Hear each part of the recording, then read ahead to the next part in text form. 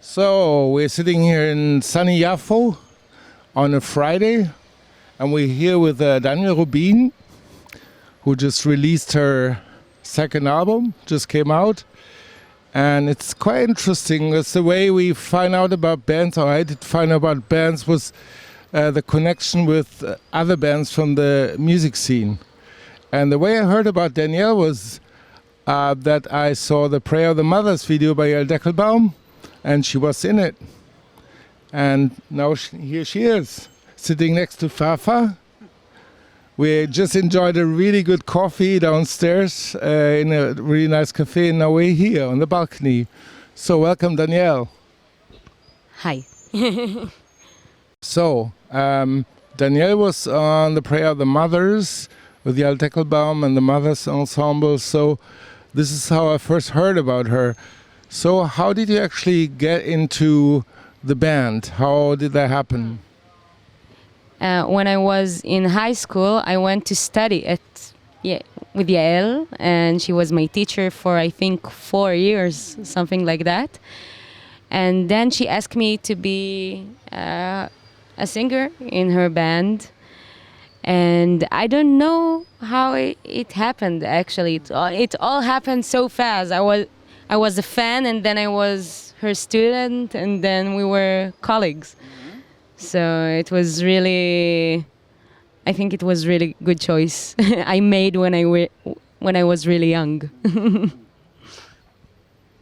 By the time I think you already had your first EP out and the first album was coming, or was it around the same time?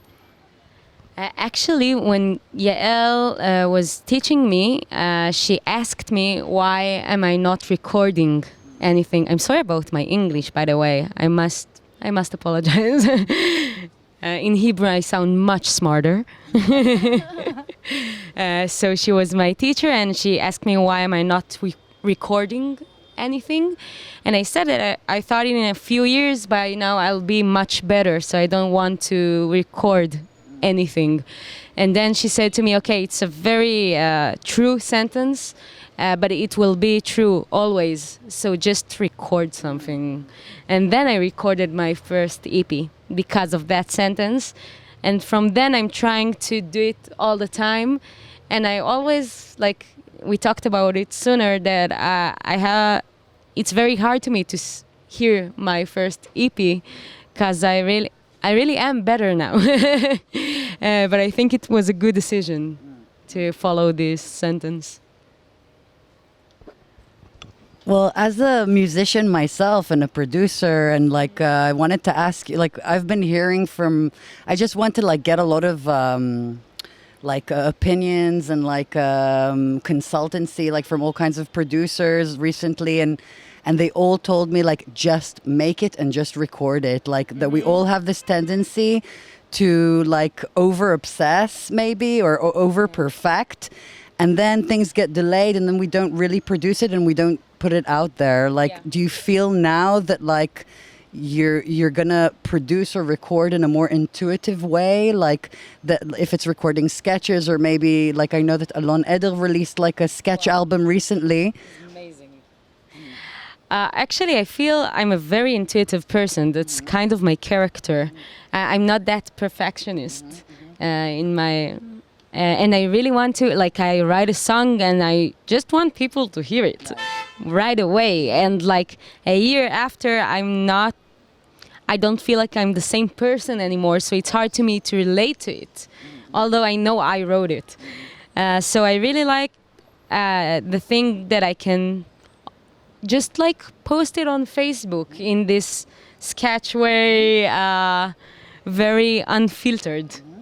So I do it a lot. I write song and I just put it on Facebook or Instagram or whatever, and then I produce it and I do this process. But it's two other things I do. I treat them differently.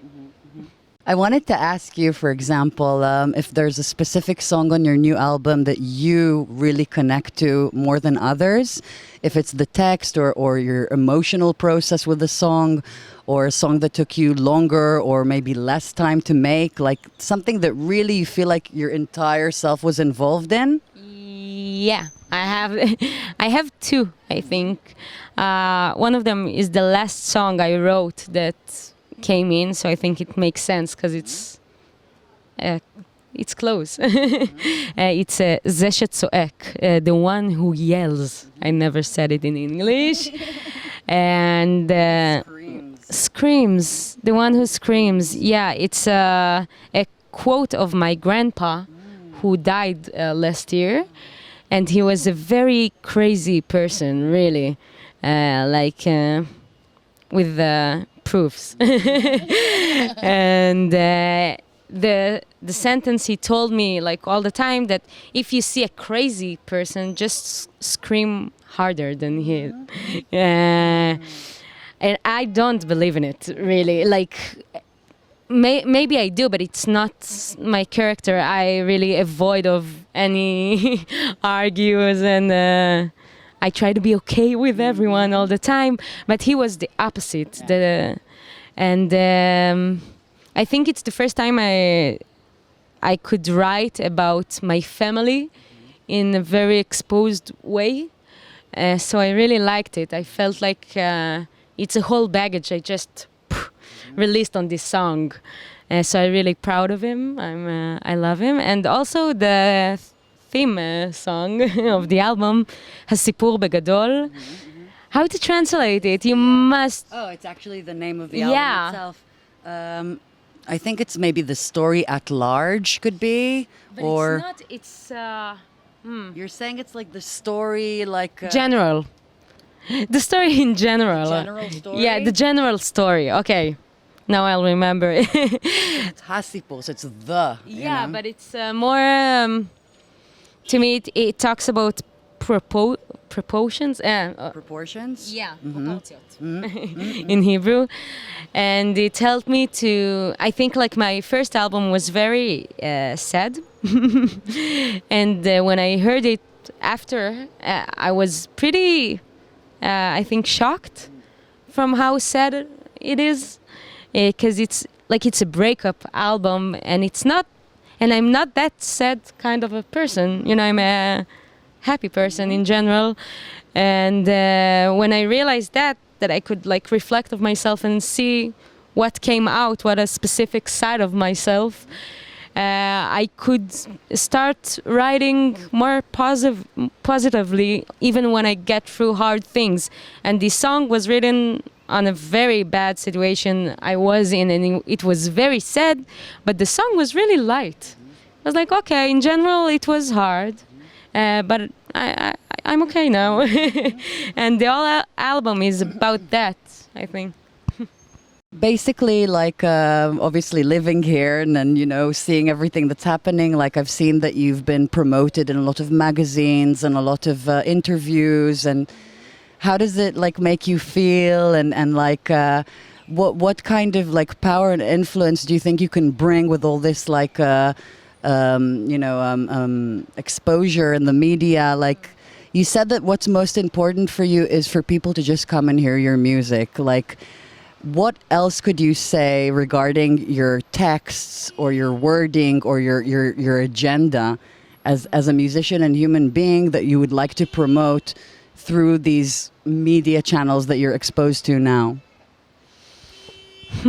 It's a hard question, because I don't think I really have the power to change anything.